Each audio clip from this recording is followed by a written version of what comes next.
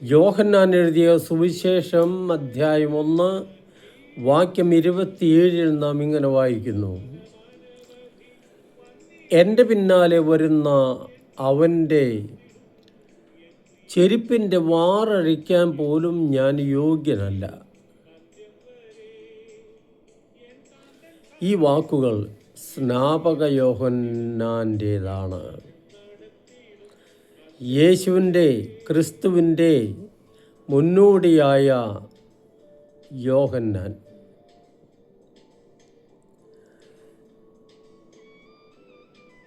നീ ക്രിസ്തുവാണോ പ്രവാചകനാണോ എന്നൊക്കെ ചോദിക്കുന്ന ജനക്കൂട്ടത്തോടാണ് സ്നാപക യോഹന്നാൻ ഈ പറയുന്നത്. ഞാൻ ക്രിസ്തുവല്ല, പ്രവാചകനുമല്ല. നിങ്ങളുടെ ഇടയിൽ ഒരുത്തൻ നിൽപ്പുണ്ട്, നിങ്ങളവനെ അറിയുന്നില്ല. അവനാണ് ക്രിസ്തു. അവൻ്റെ ചെരുപ്പിൻ്റെ വാറഴിക്കാൻ പോലും, അവൻ്റെ സേവകനാകാൻ പോലും, അവൻ്റെ അടിമയാകാൻ പോലും ഞാൻ യോഗ്യനല്ല.